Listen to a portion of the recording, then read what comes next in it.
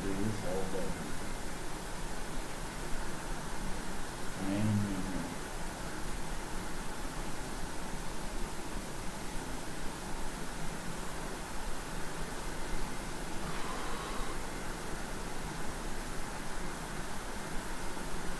Thinking it's time about coming up this morning. Must be all this rain. Yeah. You can see my camera with the website.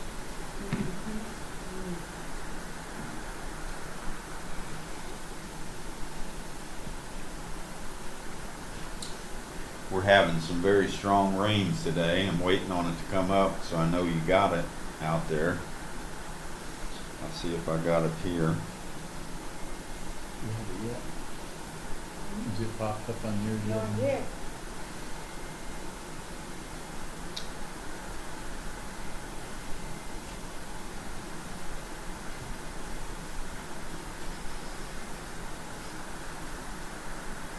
It should be up and running now. Yeah.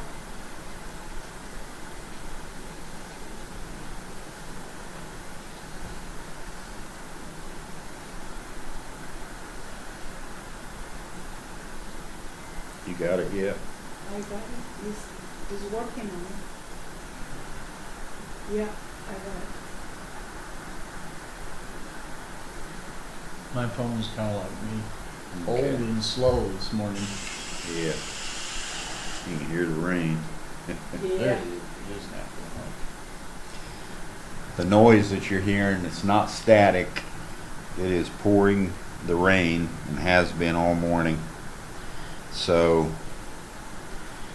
that's what you're hearing is the rain hitting the roof.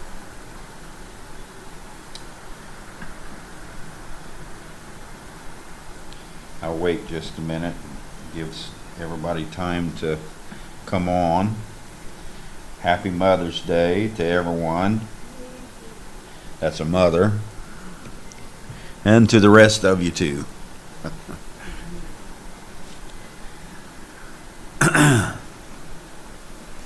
It's good to be back this morning.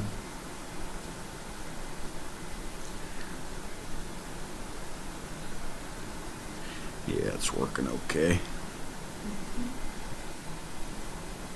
We have had a really rainy spring, and so we're getting one of those days where it is just pouring down, and has been every other day this week. But that is spring, I guess. We've been talking on being enjoined as one, and we've been discussing being the observer.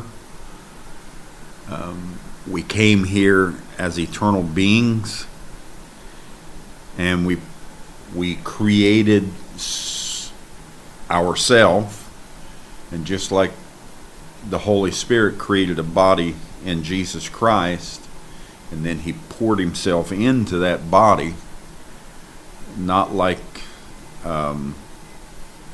not partial. I think the prophet said not like pouring in filling up an arm or a leg. He was all Christ, and we've done the same thing. We created a body that could manifest the other side of us. We had a side that was theophany. We had a side that was eternal. We had a side that had all the attributes of that theophany world, but then there was a humanity world that theophany couldn't be. And there was a half of us that we wanted to express, so we created a body that would express that other half. And then we stepped into that body as an observer, so we could feel everything about humanity. Mm-hmm. And then we talked about being enjoined in one. I think that was last weekend. And during the time of all this, I was thinking a lot about things. I wrote this down, and this is what kind of drove me to where I'm going to go this morning. I said, what a condition to be in, so contented, As observers, we observe the earth and humanity. So that's what we're doing, and that's what we've done. As observers, watching all things, gaining everything by experience, we have observed the earth and humanity. We've come through millions of talkers with their tongues broken. And, somebody wrote me and said, Brother Parnell, where do you get a lot of sayings that you use? They said it kind of goes to the core real quick. And when I put, we've come through millions of talkers with their tongues broken. I don't know if you ever listened to Bob Dylan any, but his song, The World Has Changed, he says we have observed 10,000 talkers with their tongues broken. And so it just hit me. I thought, yes, we sure have. And we've seen multiple millions of listeners with their hearts and hands empty. And was part of that song.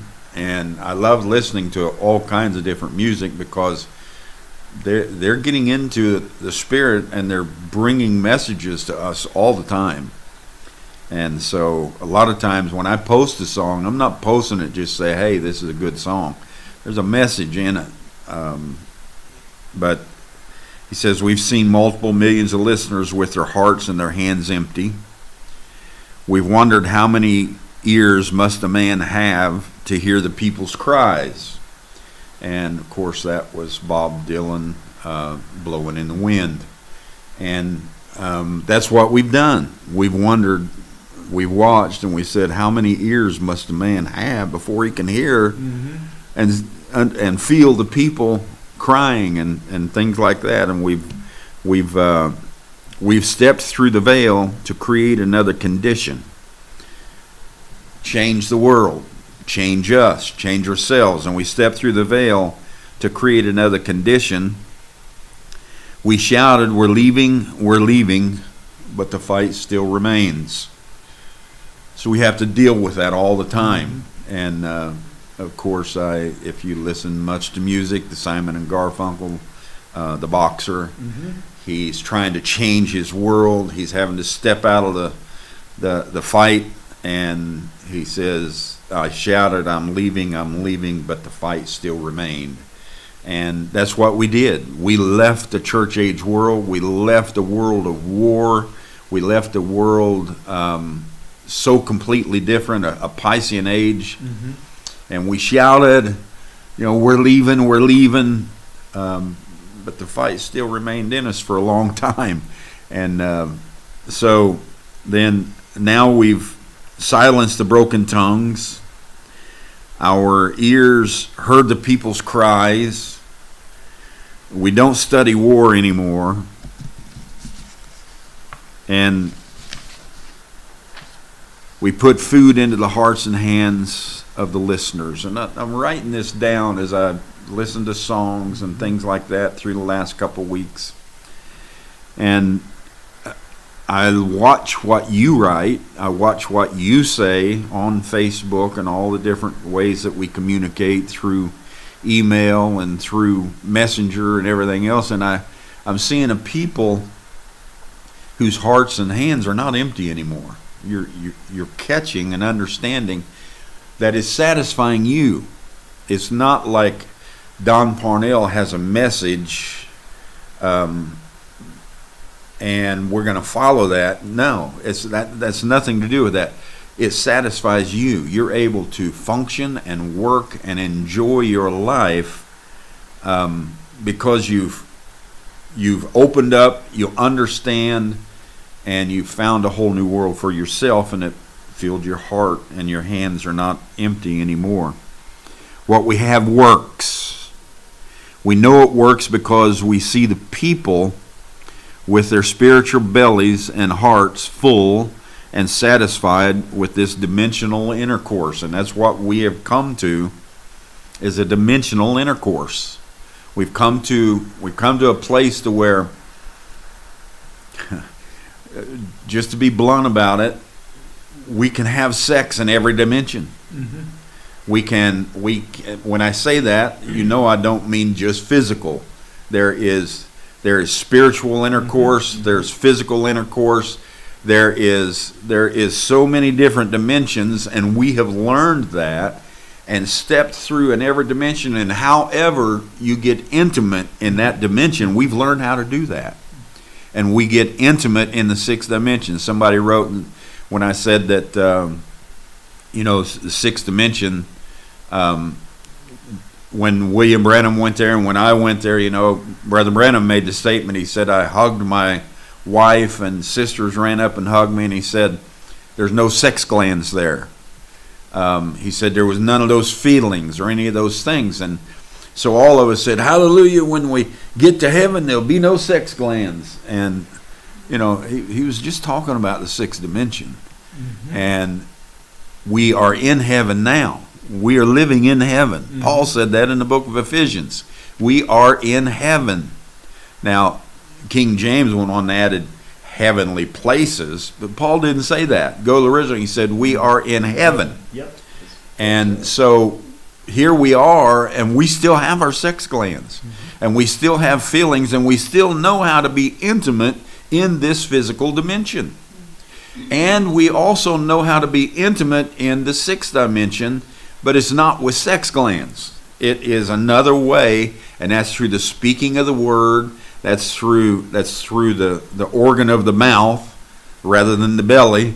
It's through all of those different ways. So we've learned all these dimensional discourses and intercourses. We've learned them all, and we're moving through them. And it's a great day to be so content. And someone said, will any of that go away?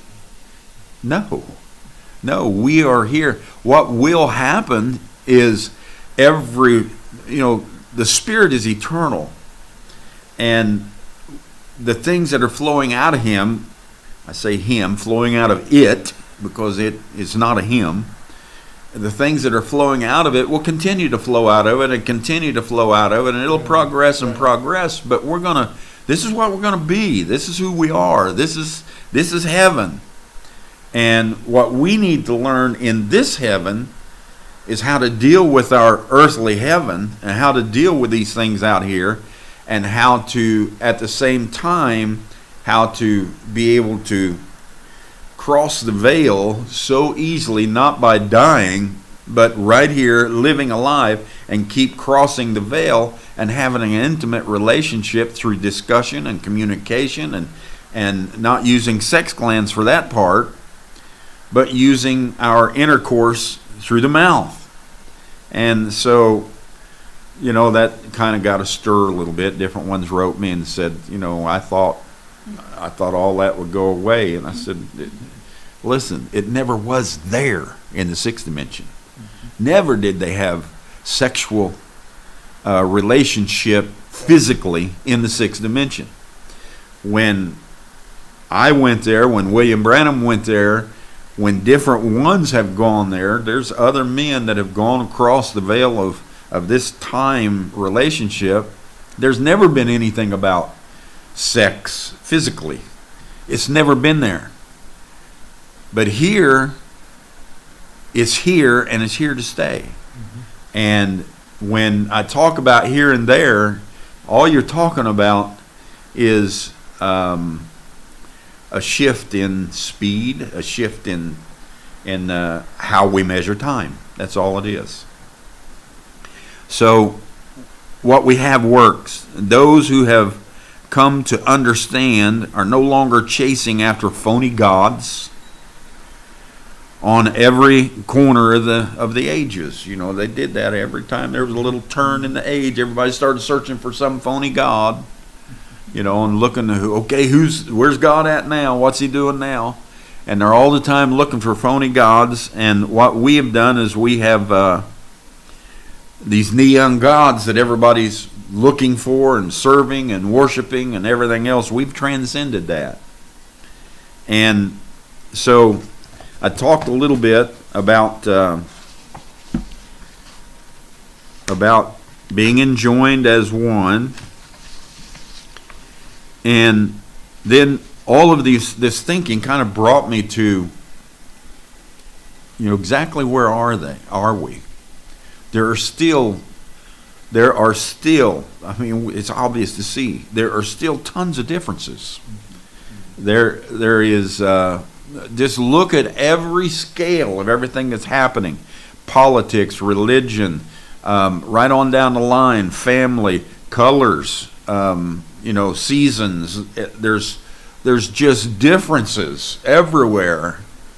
And we always thought we were going to reconcile those differences, and everything was going to be utopia, and everything was going to be the same, and everybody was going to be 21, and everybody was going to have long black hair and white teeth, and that's just the way it was going to be. Well, in the sixth dimension, the way the Word sees it, that's the way it is. But here, it ain't quite what it is. Not everybody has long black hair. Not everybody has pearly white teeth. You can see that. Not everybody is young. And this is heaven. So what we've done, we took a bunch of dimensional things and we got them all screwed up, mixed up. I'm sorry. We got them all to a point to where we couldn't tell which was which.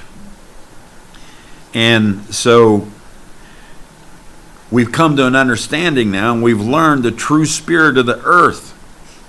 And we are enjoined as one. We begin to enjoin ourselves. What I'm trying to say in that last little sentence that I wrote is we're coming to a full understanding of expressing the moment. And at the moment, we are earth. That's what we are. And there is a dimension that we are in here right now, but we have earth on us. And because of that, some of those dimensions which are unseen, we're participating in them, but you just can't see them. You've got to put on a different communication scale. You've got to put on a different measurement. You've got to put on a different eye, use that third eye. You've got to do a lot of things in order to break loose from an earthly walk in an earthly dimension and break into those other dimensions which are right here, right now. And so I came up, I was looking at all these things, and I thought, how do we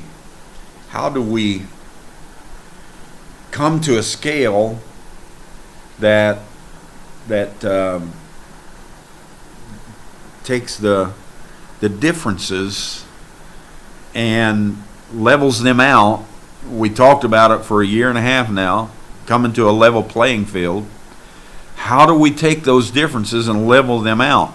And so I was thinking about energy and how that we've come through all these different forms of energy in the earth.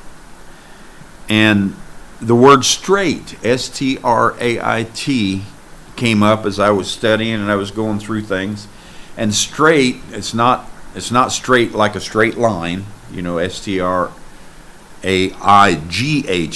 but it's straight, S-T-R-A-I-T. And it has a few meanings as you look at it. One of them is a body of water, like a river. And one is like a path. And one is neutrality. It's like it's a place you step into and everything is neutral. And so when I was reading through, I thought, straight. And then it hit me, this scripture, Matthew 7:13, enter ye in at the strait gate, S-T-R-A-I-T. So, you could say, well, in an earthly realm, we entered through the water. William Branham said, this revival started in the water. When you go back to the four elemental things that make up the earth, you get water. You remember us talking on these things? It started in the water. And then it moves from the water to the fire. It explodes. And then it moves from the water and the fire. When it explodes, it becomes a vapor and it goes into the air. and then when it goes into the air, it forms rain, drops itself back into there, so you get water, fire, air, and earth, and these four make up what's going on in the earth. It's a strait, is what it is. And many scientists refer to the four elements as a straight way for the earth. And I thought, okay, so Jesus wasn't necessarily talking about going down to the river and being baptized by John or one of his disciples. He said, straight is the gate. A gate is an opening. A gate is a portal. Straight is the gate. Or in other words, before you can enter the portal into something new, you've got to come to a condition of straight. You've got to come to a calm, neutral condition. And that is exactly what we did when we moved. The portal brought us from the theophany into earth. We came through a strait. We came through a neutral path. We dropped into that little baby's womb. We was totally innocent. We were in a strait. And then we started finding out everything about this new world as we moved through that strait. So he says, enter ye at the strait gate. For wide is the gate, and broad is the way that leadeth to destruction. And everybody says, oh yeah, wide is the gate and broad is the way, and everybody's going to be destroyed, and they're going to burn in hell. And Jesus is not even thinking that way whatsoever. He makes the statement, wide is the gate, broad is the way that leadeth to this change, destruction. You know what your prophet taught you in a future home. Destruction just means change. So you come through the strait, you come through the gate, you come in a neutral condition, you drop into that womb, you're 9 months, you come out into a new world, and you're in a neutral condition, and then you feed off of everything that's going on in the world around you to grow up and build yourself into a character. So we see this happening now. For wide is the gate, broad is the way that leadeth to destruction, and many there be which go in thereat. And it's true, many there be that go in thereat, changing every day. Luke, when he wrote it, is Jesus talking about the same thing. He said, strive to enter in at the strait gate. For many, I say unto you, will seek to enter in and shall not be able. So there is something that when you enter the strait gate, when you enter into that neutrality, many are seeking to enter there, and they're not able. They're not able to find that neutrality. They're not able to dispense of the war, dissolve the conflict. And I'm going to get into energy here in just a minute, but this is what Jesus is saying, and that's what Luke understood. I say unto you, seek to enter in, many shall try to, and shall not be able. And Matthew comes back and says, Jesus, they were all three there, Luke, Matthew, and the different disciples. Matthew writes about it and says, Jesus said, because strait is the gate, and narrow is the way which leadeth unto life. Oh, I thought it was unto destruction. It is. Life is destruction. Strait is the gate, narrow is the way which leadeth unto life, and few there be that find it. Do you know how you should feel thinking about these things right now? That you have found life. You have found that inside this place that you entered through a strait gate, through a little baby of neutrality, that you've entered into the greatest thing, and you not only entered it, you wrestled with it, you brought it down, you stepped into it, and you come to a place that you understand it. You understand what you're here for. You understand who you are. When you go through destruction, you're able to cope with it. When you get through the other end of that piece of destruction, you kind of just say, wow, that was a real experience, and you gain so much from it. You're not just rolling in the wind like a tumbleweed and falling here and falling there and like a reed shaking in the wind. You know who you are. What a great blessing that is. Something to be that content, to be that understanding, and to know that you can enter every dimension. I can go into the 7th dimension and be God all I want.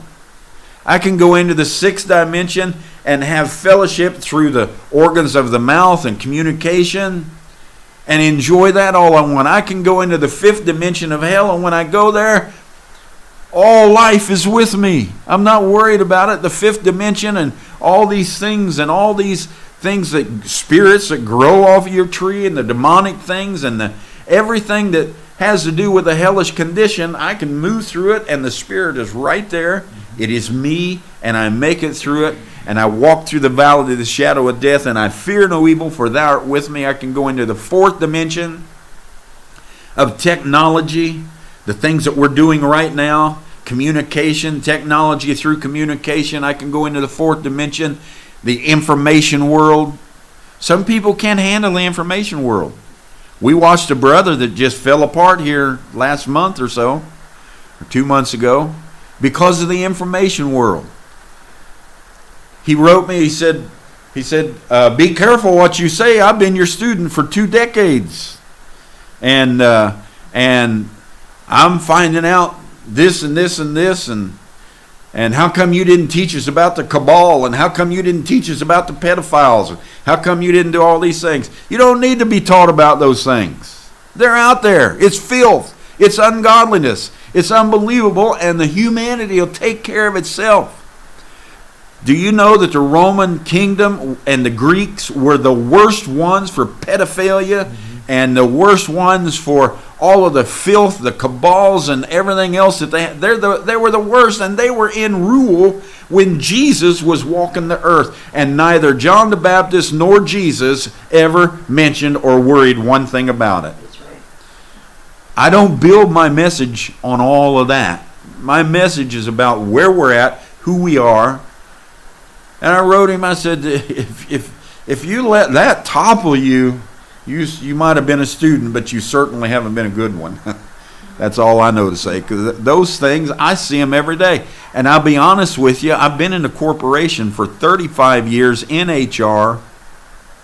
I'm still dealing with them. I still help them with things. I still set things. I still negotiate for them. I still get all the information that's going across the world, whether it's about politics or religion or media or corporations and all of the different things that are happening. I get it all the time. You know, the things that people fall over in the information world, I've known them for 30 years. Why fall over it? It's just another piece of the world. And it's a piece we don't want to be a part of.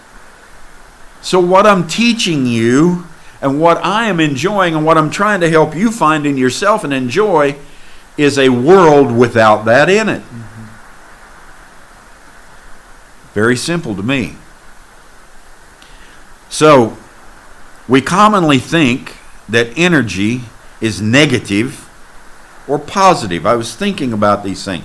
And you hear people all the time, negative and positive, negative and positive. You got to have some negative. You got to have some positive. You got to have all these things. And listen to me. There's only one energy source. That's all there is. There ain't two, and there aren't three, and there aren't a dozen. There's one energy source in the world, and that is the Spirit. It flows out into many attributes, in many forms. Every form that you see, from a leaf on a tree to a bird flying through the air, to this man sitting right here, to this mic, to this water, to that love sign, everything that you're looking at is energy. It is energy, and it is a form of light. But as the light passes through and drops into a lower speed, it densifies or becomes denser, and it takes on forms.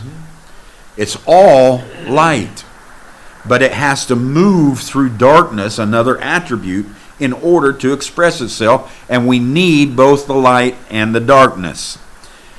So I was thinking about all these things. We commonly think that energy is negative or positive. Think positive. Be positive. Write positive things. Read all the positive things.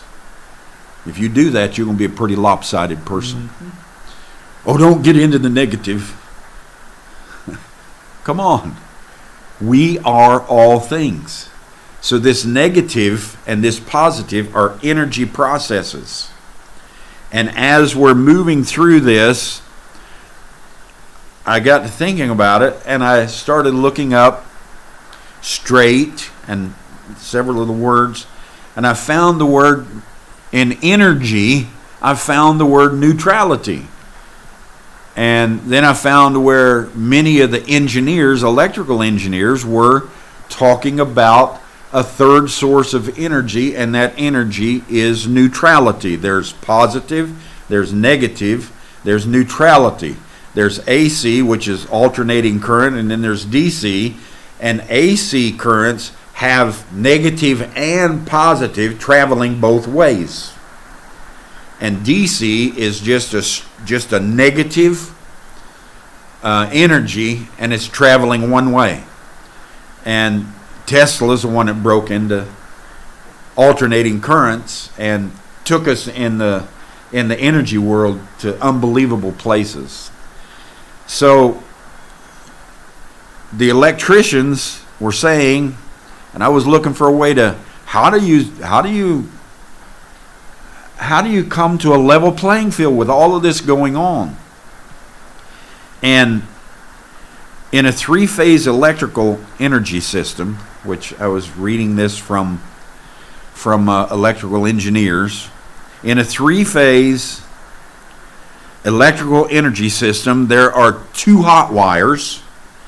If you go into a panel out here, you can open it up. There's two. You see the panels on both sides going all the way down through there, and there's two hot wires running through there.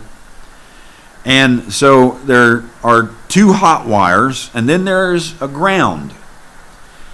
And the ground is what keeps you, anytime that you flip a switch on or do whatever you do to use this energy, the ground is what keeps you from becoming a part of that energy field and getting,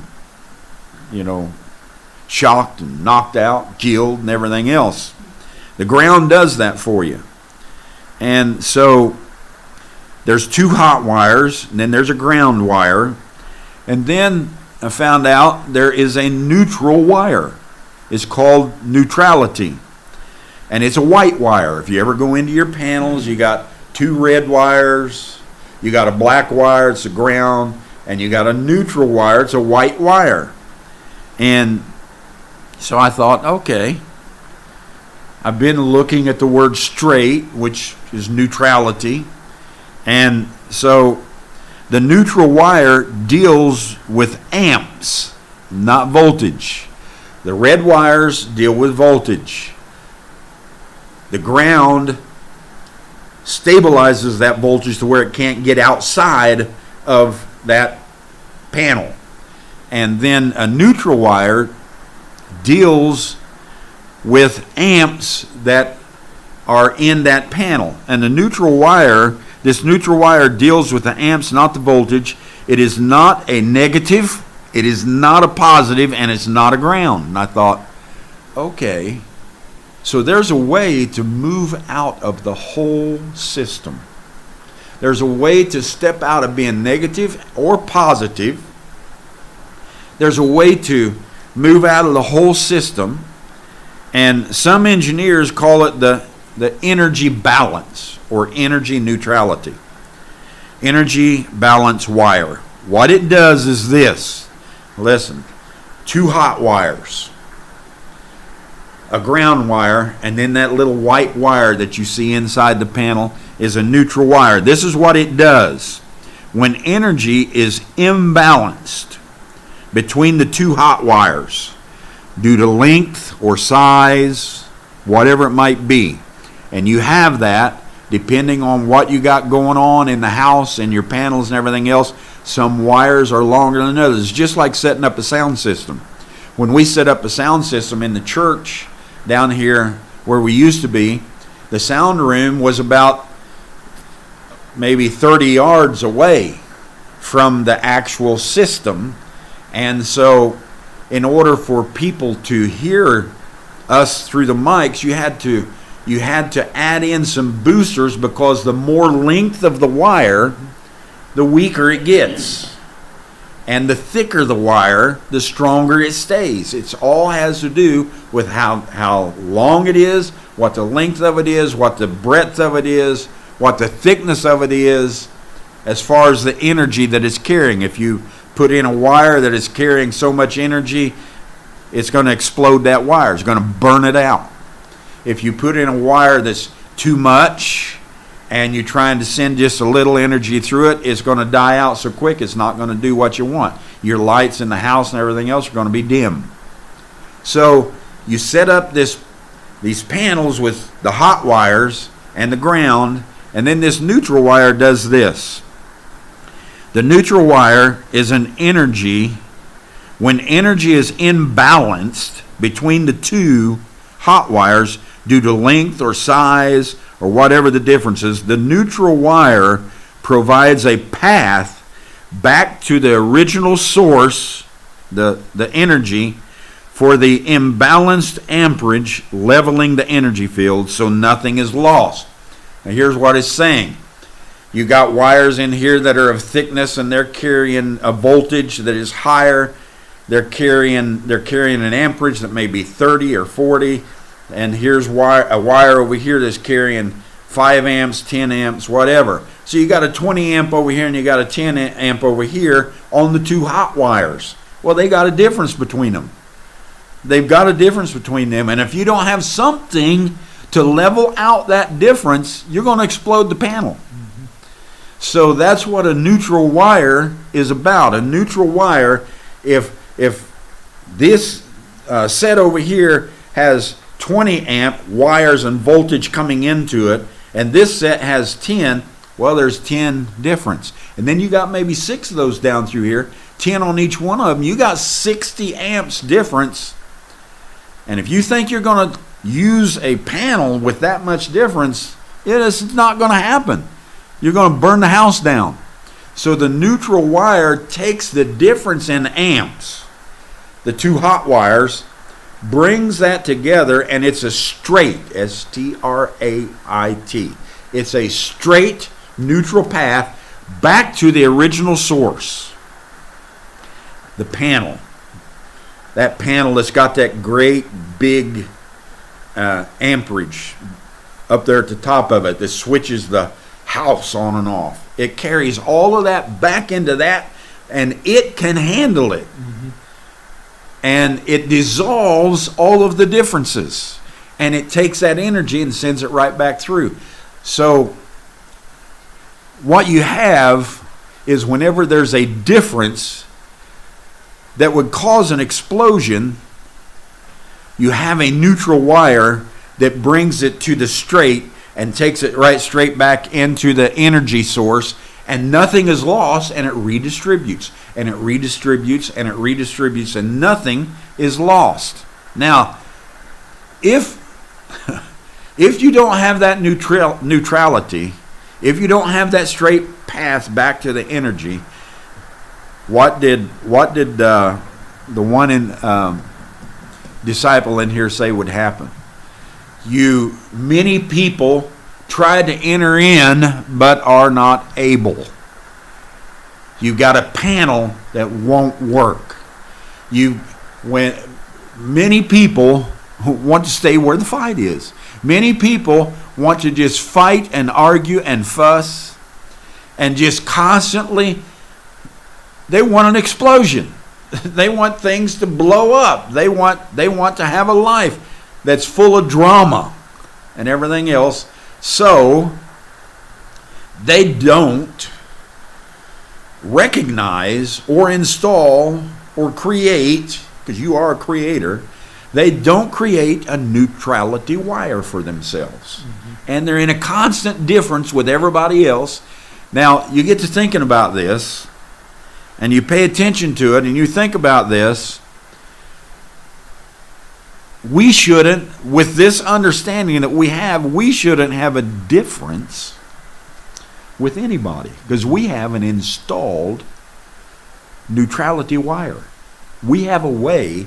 We may be 30 amp, and the Baptist may be 1 amp, and the Methodist may be 2, and the Catholics may be 3.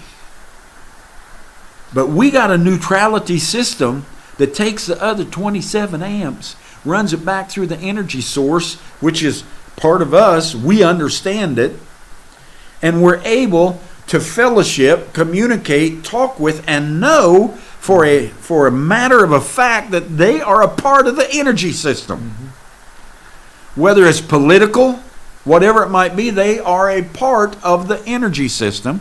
And we should be, when we find those differences that are going to cause an explosion, we should be able to use our neutrality path, straight as the path, use it and take things back to the original source and keep moving on and realize whatever you run into is still you.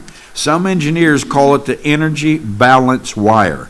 What it does when when energy is imbalanced between the two hot wires due to length, size, or whatever, the neutrality wire provides a path back to the source energy for the imbalanced amperage, leveling the energy field so nothing is lost. So the next time you run into that message person and he's using 10 amps on you, be calm. You're a 20 amp. You're a 30 amp. You're the source. Mm-hmm. You're beyond the two hot wires. You can take everything back where it needs to go. So don't worry about it. In other words, when the two hot wires have their differences in energy, there is a path directly back to the source energy, and the indifference is corrected by neutrality. We have found our third phase of the energy system. Not many are able to enter at this straight gate. Why it is the gate? It's right before us now. Excuse me. We have found the third phase of the energy system, neutrality, a path back to the source for all of our differences. Now let me read you a scripture, and it'll help you understand just a little bit what Paul is talking about. Hebrews 6:4. For it is impossible for those who were once enlightened and have tasted of the heavenly gift and were made partakers of the Holy Ghost and have tasted the good Word of God and the powers of the world to come, if they shall fall away, to renew them again unto repentance, seeing they crucified to themselves the Son of God afresh and put him to an open shame. It's impossible for us to come to this point. That's what Paul is saying. He's not saying if you come to this point, it's impossible for you to be a part of the system. But if you come to this point, then we don't put the system to open shame and explode things and everything else. For the earth which drinketh in the rain that cometh oft upon it, and bringeth forth herbs, meat for them by whom it is dressed, receiveth blessings from the Spirit, but that which beareth thorns and briars is rejected, and is nigh unto cursing, whose end is to be burned. And we say to ourselves, yep, that's hell. That's where they're going. Their end is they're going to be all burned up because they were thorns and thistles. Well, you need to understand that those thorns and thistles are a part of the system. And yes, a field gets burned, but the same energy is still there, and it just changes the form of the life, is all it does. And nothing goes away in the system. It goes back through the neutrality system. The neutrality system is the amps that were rejected. You and I, we are rejected every day. We know that. It's the amps that come into that neutrality system that are rejected and are nigh unto rejection, and are nigh unto cursing, and will be burned. That's you and I. It happens to us all the time. We get rejected. We reject things about ourselves. And what we do when we see these things about ourselves, we look at it and we say, I don't want anything to do with that. I want to change. I want to be something better. I want to make myself a better person. And what do? We burn that process. We burn that thing. We purge it to where we don't live in that field anymore. So it's not a matter of it's impossible for them to be saved. They're all going to hell. No. What's impossible is to be able to live in that hot wire system in that condition, so you flow into the neutrality of rejection and cursing, and you go back to the source, and you come out again. And you come out again. And it happens all the time. So I was thinking about all those things. And that's what made me write certain things this past week and a half. Distortions of feedback loop in our minds, guilt and unworthiness, lacking, insecurity, inferiority, superiority, victim mentality, separation and condemnation, just to mention a few of those distortions, and we all have them, almost on a daily basis or an hourly basis. All of these emotions and accusations come from what we think is us. It is just an overflow. And those things have to move into a neutrality system. You need to come to grips with who you are, and you have those distortions and you have those things. And when one half of you is much less on the amperage than the other half, it doesn't make it not part of the system. It just makes it is that you need to create within yourself that neutrality wire, that white wire, and you need to let everything flow back to the source, nigh to cursing, to be burned, to purge it, and let it come back out again in a different form. All of these emotions and accusations come from what we think is us. It's actually not us. We are the observer. As an observer, I created the two hot wires. I created the ground wire, and I created the neutrality. I created all of these things inside me to cope with me, I'm the energy source. I am the source. I am the observer. And I created all these things to cope with me in this earthbound world. And so when I built all of these things, it's not that I'm wanting to burn some part of me up. I'm not wanting to send some part of me to hell. I'm wanting to take these conditions, and however we have to live in the earth, we are theophany, we are creators, and we create what we need to live here with the differences in peace and tranquility and understanding and flow in every dimension.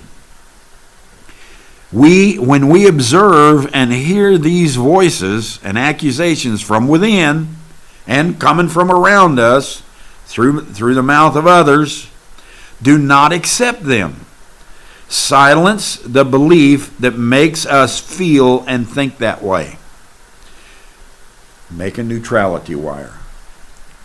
When there's a difference inside you or a difference between you and another, let it flow into the neutrality system and let it go back to the source and settle down. When it's ready, it will feed it right back out and it'll be acceptable. So, silence that belief system that makes us feel and think that way. Leave traditions that define us and our works by these accusations and beliefs. Don't define yourself by this overflow. Don't define yourself by these distortions that take place in the hot wires. Don't define yourself by all of these things. Put it into the neutrality and say, it's all me. I'm going to use it. I'll send it back through the source. I am the source. And I will reflex on it. I'll sit down in peace. I'll have some reflexation. And I'll bring it back out and it'll work better the next time. And you do that, dissolve the feedback loop. That's what we need to do. We need to dissolve or come to grips with the feedback loop of voices outside the gap. Come to the one voice in the throne room and live a fulfilled life. Come to that point to where you've got neutrality taking you right back, a straight path, right back into who you are, the real source. Don't get all tore up over the distortions of this and this and this flowing through what you created. You created this. There's nothing to get upset about. Nothing. All these distortions are part of the process. It's part of the energy. And we're creators. We just need to create within us a straight path and source to let that overflow go right back into the system and flow again. How do we know that the throne room voice is speaking in us? How do we know when we're in the throne room and we're not in the battle of the hot wires? How do we know when we're in that throne room? It will always lead us away from those voices of condemnation. Listen, if you got a voice in you that's condemning you all the time, you need to shut that voice up. You need to cut that voice off. It is an overflow, and it needs to get into the neutrality path and send it back to the source and reflex on it and bring it out better the next time. Use yourself in a better way. Act in a better condition. Make yourself a better condition to live in. Whatever it is that you have to do, but don't think for a second that that's not a part of you.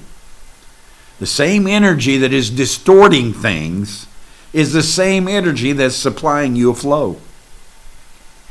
So we need to work on these things that are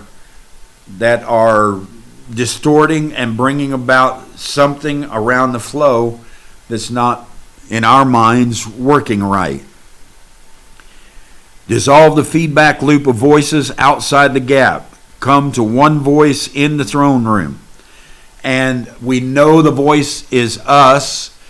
When we hear anything about condemnation and it brings that into your presence, it's a distortion. Don't let it talk. Don't keep it in the system. It will explode the system. It'll shut down the system. You'll have trouble, and more trouble. Send it back through the neutrality wire into the presence of the present. It'll take care of it. It'll purge whatever it needs to purge. It'll change whatever it needs to change. You know, that's what a transformer's for. If you go up and down the streets, you'll find transformers on these poles. They're so big, and what those transformers are is they will handle up to 50,000 volts. Now you've got grids sitting somewhere that are just an innumerable amount of voltage, sending it out all over the city. And then you've got these transformers on the poles ever so often, or underground ever so often, wherever they have them. And when that 250,000 volts hits that transformer will take that, and that transformer will condense it into like 50,000 volts. And then it will supply a whole neighborhood. You'll see a transformer and it may supply a whole city block or 2 city blocks. But what it does, out of that transformer into your house comes a 220. And when it's flowing down through there, it takes that 50,000 volts laying in that transformer, and as all those volts move throughout the neighborhood, they weaken and they drop down and they drop down, and they put it into your house on a panel, 220. And then they wire it up as a 110 so that you're not frying yourself with a 50,000 volt or with a 220. You can make a little plug-in that will run that coffee pot over there, and you can plug it in and it'll run that coffee pot and it'll make you a cup of coffee. You can turn the switch on, and so you got light, you can see where you're going.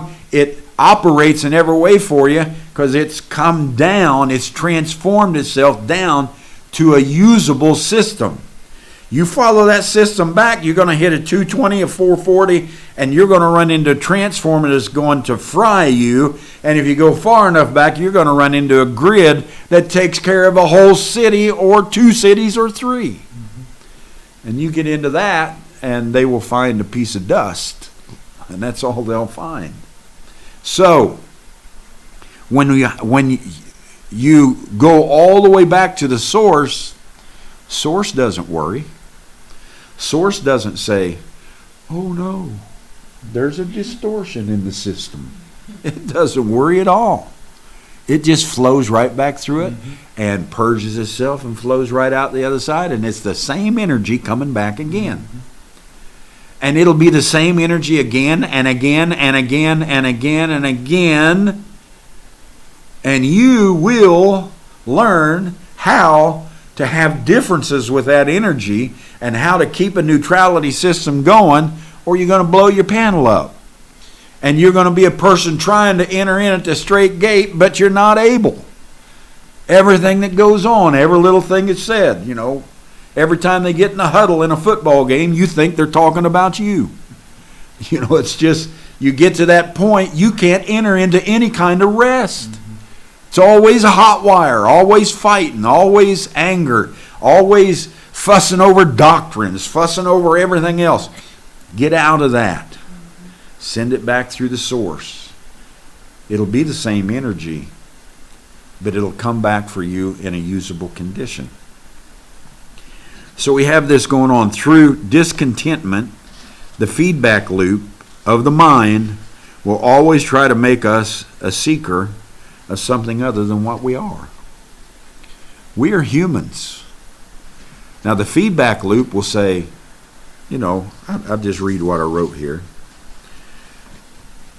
Through discontentment, the feedback loop of the mind will always try to make us a seeker of something other than what we are. It will tell you what we have is not good enough. What you are is not good enough. Constant thoughts of not quite good enough. Climb the pyramid of character. Oh yeah, you got to get in there. You got to get that. You got to start with faith and virtue and knowledge and temperance and patience.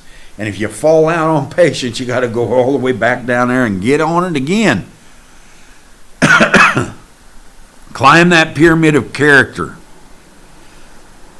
Take the steps of the new birth. Get justified.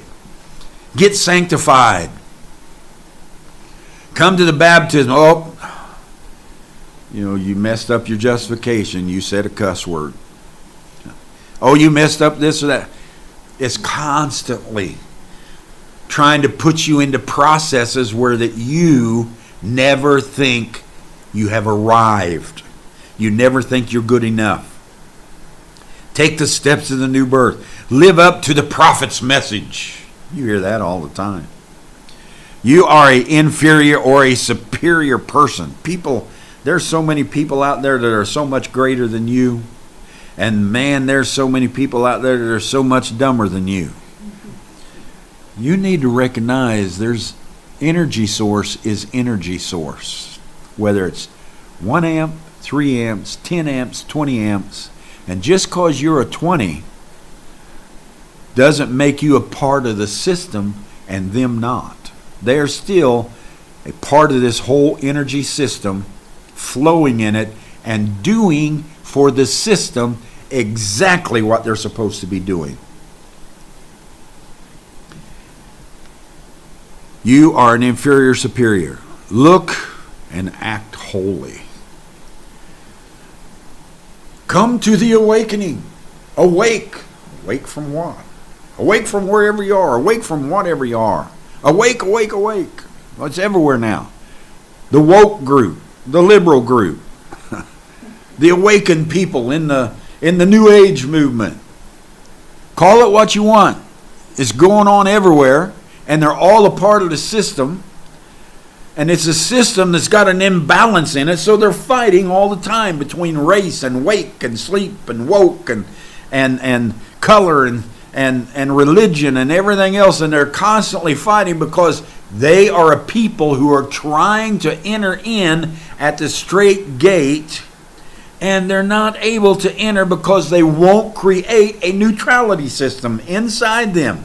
You're the one who creates the wire. Many people have come to the hot wires, and they've even come to the ground.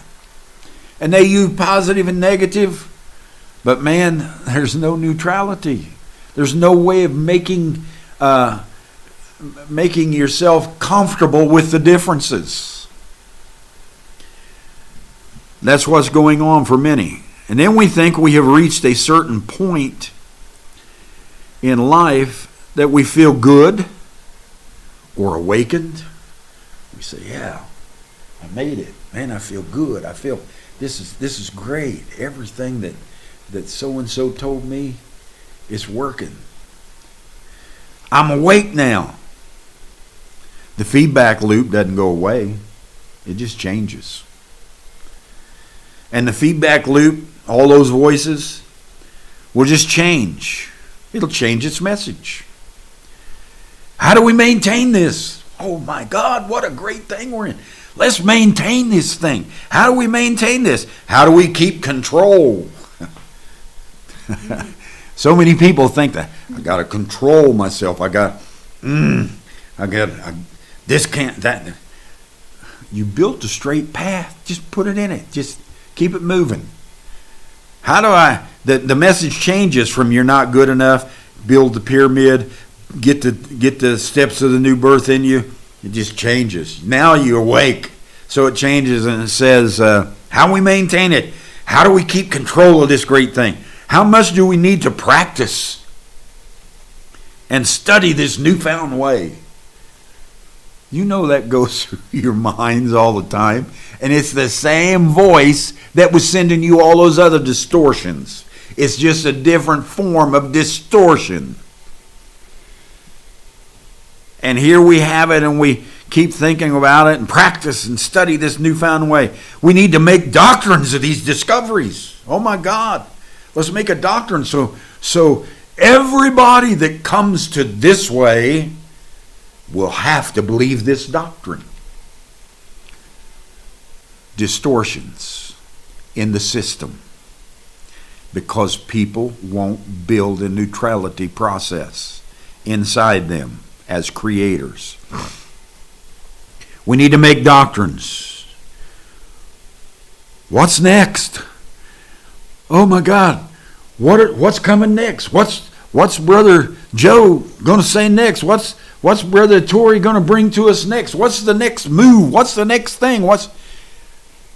If the distortion can keep you off of the presence, the present, presence of what's happening right. That's all it needs to do. It don't matter if it's sending you a negative of who you are or a positive of who you are.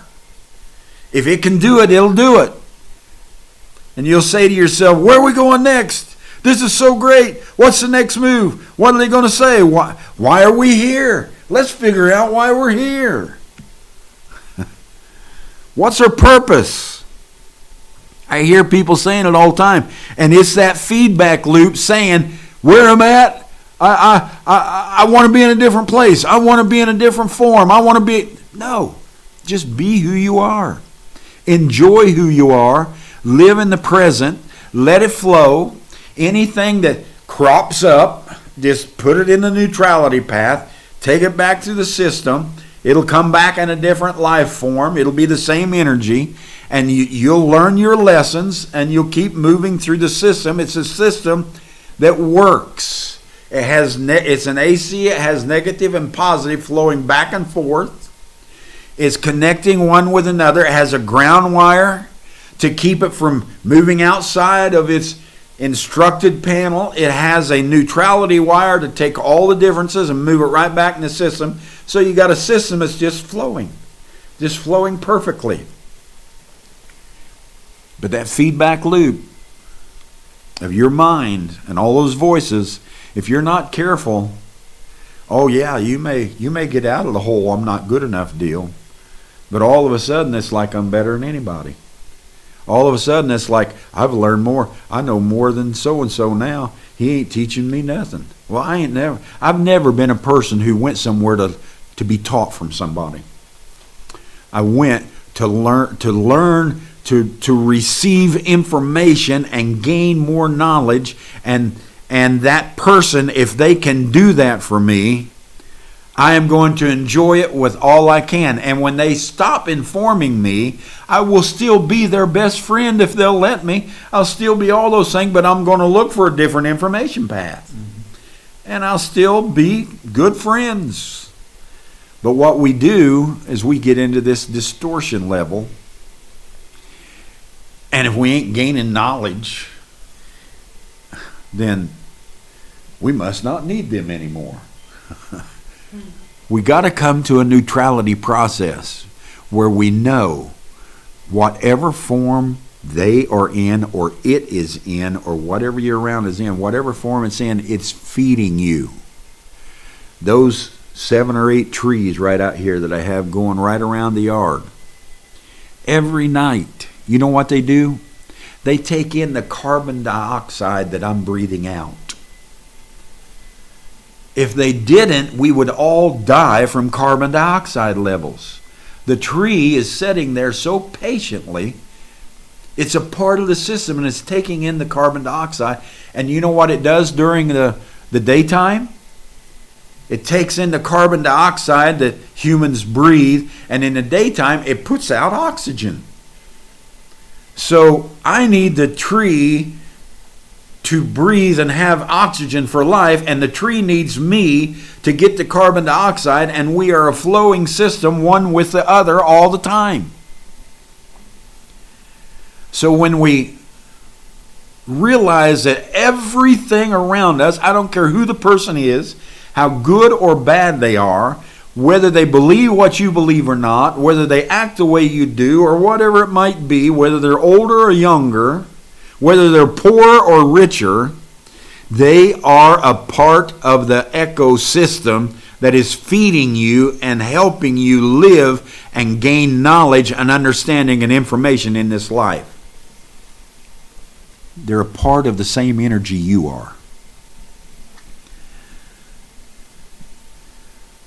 The feedback loop is constantly talking to us in some form that we are not good enough, we don't understand, we do understand, but we got to set up systems so we don't lose ground. It's a constant feedback loop, and it just talks and talks and talks with you. It's distortion of energy. Create your neutrality wire.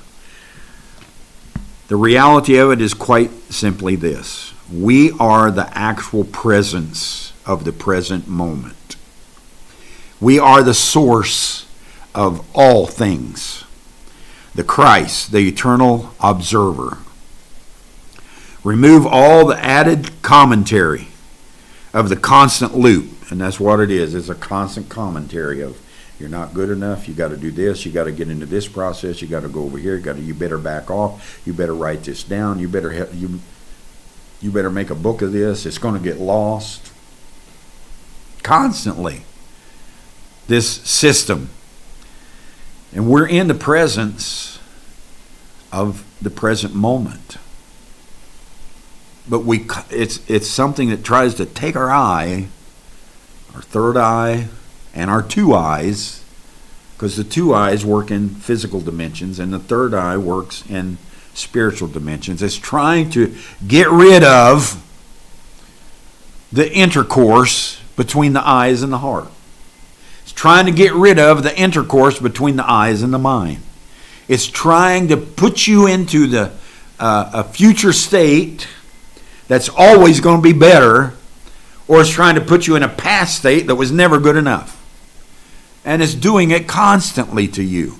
I've often said, Jesus hanging on Calvary, when he was hanging there, he had two thieves on each side of him.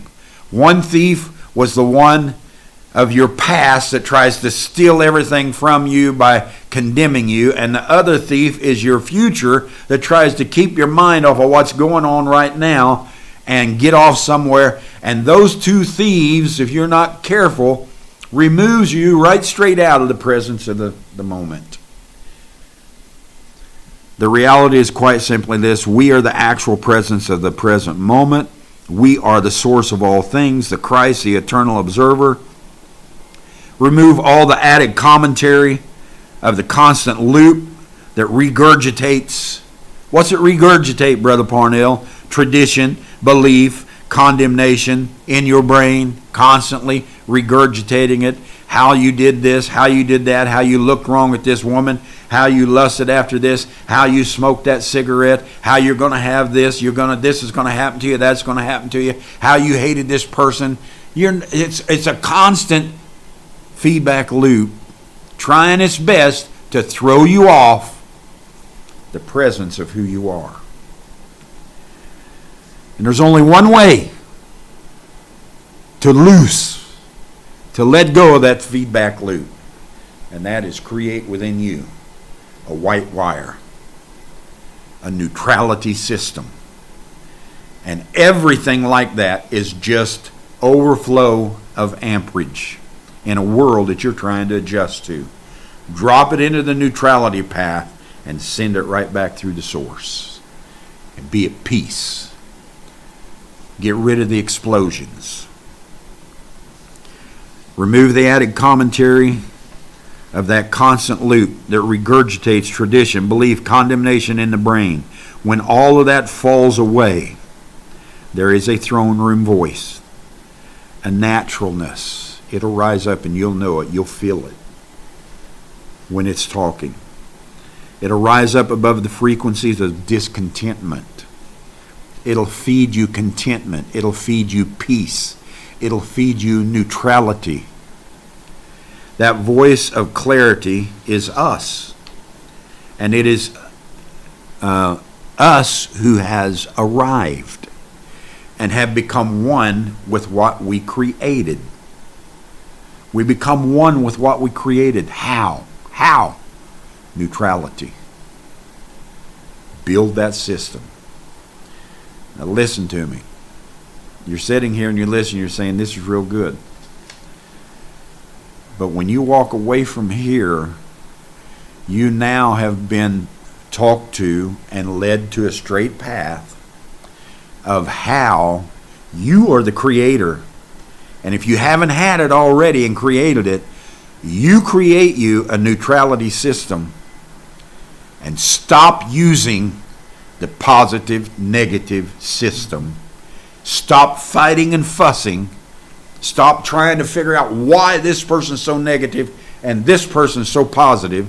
Get out of the positive, negative system altogether and come to neutrality. come to an understanding that it's all of it is feeding our life system, our ecosystem, our understanding, our communication. It's feeding our sixth-dimensional intercourse. It's feeding our second-dimensional intercourse.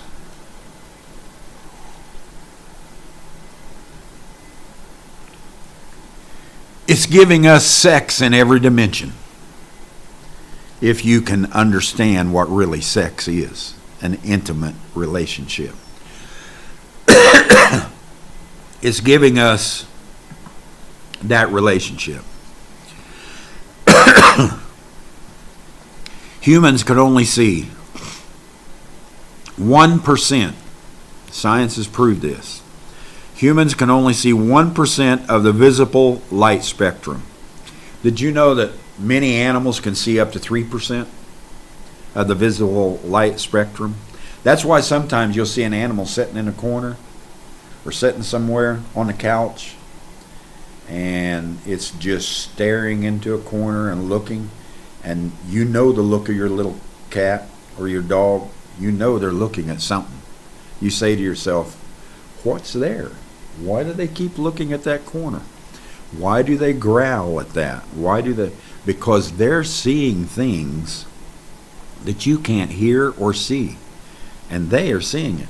Because they can see up to 3% of the color spectrum. Most of what they see is a negative in black and white. But they can see that color spectrum up to 3%. Us, humanity, can only see 1% of the visible light spectrum, which means we can only see 1% of what's going on around us. That's all we can see. So there's 99% of the activity that's going on around me, I can't see it.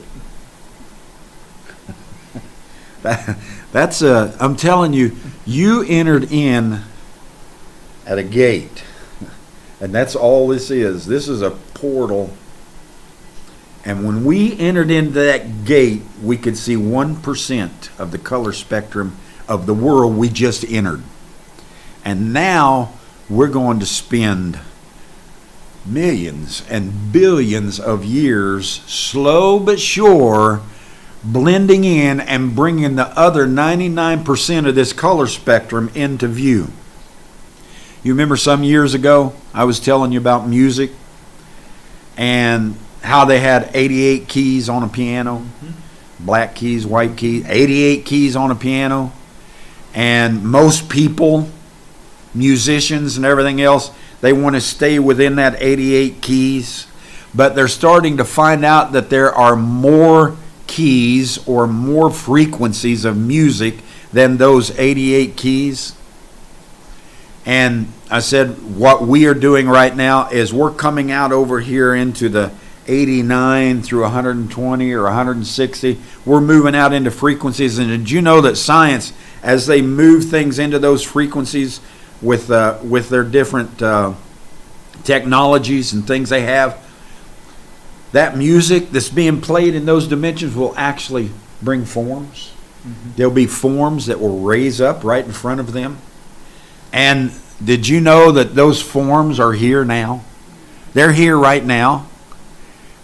And what we are doing is we're tapping into beyond the 88 keys now. And it's beginning to show us forms. It's beginning to make us feel comfortable with six-dimensional people. It's beginning to make us realize the differences between sixth dimension and second. They, over there, they have sex in a certain way with their mouths and organs and talk and communication. Here we have sex in a certain way through physical and with our mouths and through communication and through information. And it's a constant, and we're learning all these dimensions. And as we learn them, I don't know when it'll be, maybe in the Capricorn age, wherever it might be, we're going to start catching and seeing these forms, and they're all right here. And we're going to begin to see them. I remember one of the preachers, he was so distraught with me because I was trying to take the people outside of these 88 keys, all this word form, all of this logos, and he fell apart. Many of them fell apart because they want to stay inside that box. Well, humans can only see 1%. In other words, we are unable to see the vast 99% of the world we live in. Take a moment to absorb that. Just think about that. The majority of our existence and activity is unseen. Mm-hmm. Think of the 99% of the earth world is unknown to us. At best, we see 1% of the color spectrum. Humanity is just a door. It's a strait. It's a neutrality system that moves us from theophany into humanity, and we're able to communicate and enjoy and feel and be earthbound and have dimensions through our creation that the theophany could never touch at that time. But now we've created those dimensions and we're living in them, and we're beginning to move beyond the box of theophany, the box of logos. The best we see is 1%. Humanity is the door into a vast new world. It is just a portal. It's a strait, an opening for us to enter and begin discovering the other 99%. And what we did is we got hooked, got baited up and hooked on religion.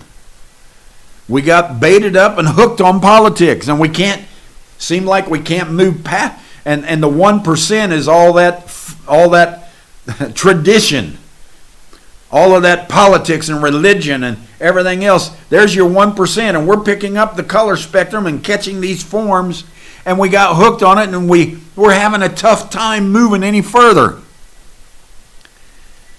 And now we're at a point, we broke those seals, we stepped out of that world, and we're at a point we're quickly breaking into those realms. And as we break into those realms, the earth is a portal. It's an opening for us to enter and begin to discover the other 99% of who we are and where we live. What are we talking about here? What are we saying? The way into all of these things is neutrality. When you get into a battle, you get afraid. You step away.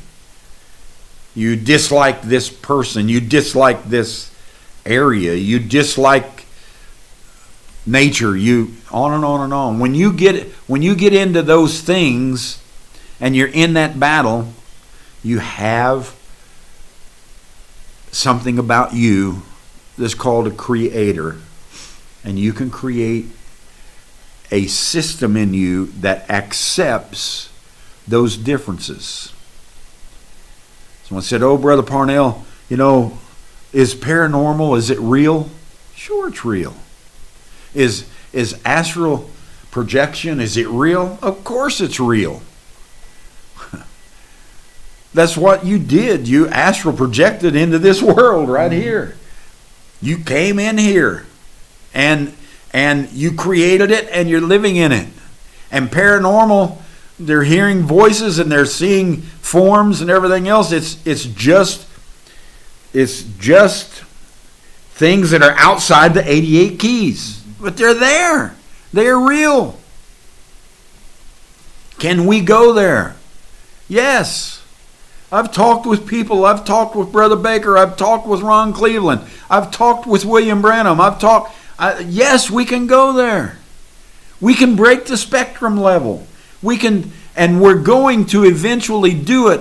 You say, "Brother Parnell, my father died or my mother died. And you know what? Sometimes I can just smell the smell of her clothes. Sometimes I can sense my father's presence. What is that? They're here. They're right here. And what they're doing, if if you've broken the 88 keys and you can get out of the box and go through the straight gate and come into a new world, what you're doing is you are slowly building and coming into a system that's outside those keys, and it's a real world, and you're picking it up. You're smelling it. You're hearing it. You ever hear people call your name? You know, you're doing whatever, and you'll turn around and look, and you'll think, somebody just called my name. Am I crazy? No, you just heard from another dimension. We have to realize that these 88 keys are the very basics and fundamentals of what we have entered. And there's a whole entire world of discovery, and that discovery is about us. The other 99% is not a different system. The other 99% is the same energy, the same system, the same everything, and we have to come to a neutrality process or build a neutrality process in us to pick it up, to let it flow through the source and keep moving. One of the sisters wrote, I think it's Sister Puri. She said, oh my, by this principle, we will be able to understand our positive and negative sides. And there is really no worry because the source, the spirit life, is able to bring the imbalances to a level playing field. Isn't that wonderful? Yes. It's wonderful to be able to step outside the system. Mm-hmm. The system that will cause blow-ups. The system that will cause weaknesses. The system that will cause inferiorities and superiorities. Larger amps, smaller amps. Battles over doctrines. Everything else. The system that has all that in it. Isn't it wonderful to know that we are creators? And we can create in us a neutrality system that handles the positives and the negatives, the difference in amperage and everything else. And the spirit life is able to bring those imbalances to a level playing field for you. I loved what she said. Brother Daniel wrote, he said, humanity has spent generations using a positive negative system of measurement which can never bring any of us into the correct balance. And it won't.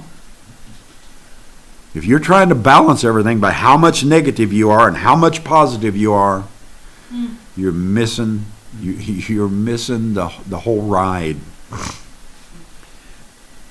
We were never able to bring any of us into perfect balance with others as well as everything else.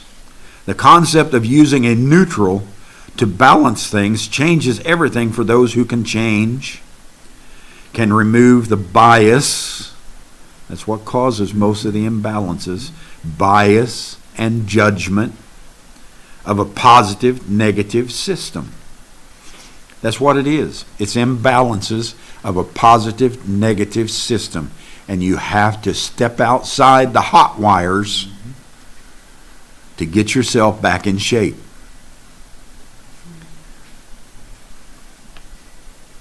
This concept of using a neutral to balance things changes everything for those who can change, can remove the bias and judgment of a positive negative system. That system is a remnant of the old Piscean age. I agree. It's a remnant of Taurus, Aries, and Pisces, the last 6,000 years. So listen to me. If you think you're going to change it overnight, no, but start creating it. Start creating the straight path. Don't be one of those who is unable to enter because of your differences. Just create a path and start dumping all of those distortions into that path. Everything that's a distortion, everything that's not a level playing field in your mind, Dump it put it in there, put it in there, put it in there. Because the source inside you will level it out. The system, positive, negative system, is an old Piscean age system. Brother Stephen Adabom. Awesome insight. How amazing it is in the midst of contrast. How the Spirit finds a way to curtail excesses and bring into play leveling the playing field. And it has a mechanism to do that now. We have graduated. We are electrical engineers in this spiritual realm now, and we built a pathway. Every day it seemed like our panel blew up and blew up and blew up. Not enough virtue, not enough patience, not enough godliness, not good enough. Oh no, I missed one of the steps in the new birth. Look what I said, look what I did. Blow up, blow up, blow up, blow up, blow up, one after the other. And now we have created, we're creators, and we created within us a new wire. We rewired ourselves. You ever hear somebody say, well, that guy's a live wire? Well, we just rewired ourselves. Amazing how we can curtail the excesses, bring into play a leveler playing field mechanism. Thanks for helping us in our understanding. And there was many more great things written. It's getting late, and I'm going to slow down here. I hope this has been a help. If you have the time, go back to when we were discussing the zodiac and look for those few messages where that we built some posters and ministered some messages on Libra. You remember we talked about Aquarius, and we brought it through Taurus and Adam's day to Aries, from Noah to Jesus, and Pisces from Pentecost to William Branham, and we talked all about the characteristics, and we came to Libra, and I think there's 2 or 3 messages on it, and there's some posters if you can look those up. There's some really great things about balance. That's where I'm headed. I'm going to go back and pick up Libra for just a little while and show how Libra is the whole balancing system, or Libra is the neutrality wire.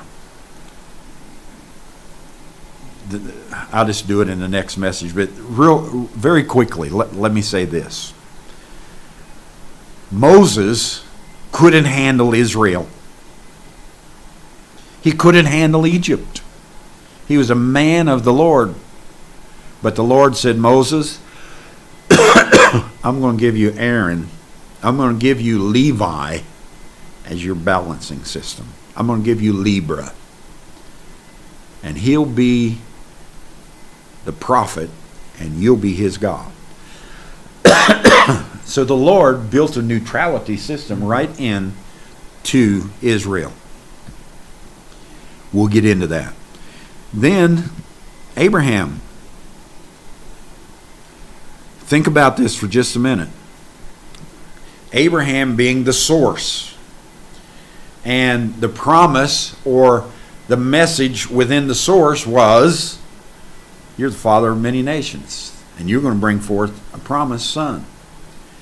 So Abraham takes a woman. She's a part of the system. She just wasn't the woman the Lord was going to move the main source through. He takes a lesser amperage. He takes a hot wire, a Hagar, and he produces an Ishmael. He comes over here to the other one, to Sarah, and he produces Isaac. Well, here's this Ishmael over here, and he's cranking it out. He's putting out 12 sons. He's putting out all these things. He's cranking the whole image out long before Jacob comes after Isaac. There wasn't no 12 sons come out of Isaac. But later on down the line, here comes Jacob, and he has 12 sons. And look at what these two hot wires do. These two hot wires battle continually. One of them intellect, the other one revelation, a real promise, the other one intellect, and your intellect and your revelation constantly battling the 12 sons, the 12 disciples, the 12 patriarchs. The foundation of your revelation and your understanding is in a constant battle, and they're both a part of the system. And look at the Middle East. Just a constant battle, because what? They don't know how to build a neutrality system. They're unable to enter the Strait gate. That's one of the things that I loved about Donald Trump. He diffused the battle. He took the PLO out of the system and said, they're not coming to the table with us. I'm going to sit down with the Arabs. I'm going to sit down with Israel. I'm going to take the 13 nation of Arabs. I'm going to take the nation of Israel. We're going to put together a neutrality system where we stop all this. And it was working. There was more peace agreements signed through neutrality, not through bombs and killing one another and everything else, but a neutrality system was being built. And 3 months after he went out of office, you know what we were doing? Right back to bombing Iraq, bombing Iran, blowing this up, blowing that up. Bombs going everywhere because they dismantled the neutrality system. And the PLO's at the table, and they're all fighting over who deserves this and who deserves that. And it's a constant battle again. But there was a stretch of time, a little stretch of time in there, that the Holy Spirit, the source, showed us a neutrality system. And don't think it's gone. It will happen in the earth. It might not be that man, but the Spirit is who did it. And the Spirit will use others to build that system in this earth. There will be a neutrality system. And there's a neutrality system in you. We'll get into that more. You can see it all through the Bible. Jesus Christ was a neutrality system between life and condemnation, between life and death. A neutrality system that every time death shows up, we're able to put it on the neutrality path, send it back into the source, and know that every one of our loved ones, every one of our past saints, every one of our everything is there in the same system we're in, and it'll roll itself back out in due time. It's a great place to be. How content we are. What a condition to be in. So content as we become observers and creating. After we observe, we are creating a system, another path in the system that will do away with the battle, and we'll study war no more. I love this. I hope it's a help to you. Love bless. If anybody has anything to say, you can. Or I think we're good. A lot has been said. Okay. I understand. Sometimes I do. Get into something that when I'm done, it even surprises me. I'll go back and I'll listen to this and I'll say, I could have said this, but wow, I did say this. So, we love you. There's so many things we can put onto that pathway. When sickness comes, there's a neutrality system. You willing to put it onto that system and send it back into the energies? When problems come, when troubles come, when finances come, whatever comes, are you willing to drop it into the neutrality system? and let it move through the source and take care of itself and continue to flow. Be healed. Be one. Be enjoined. Be what you came here to be. Enjoy the presence of the present moment. God bless.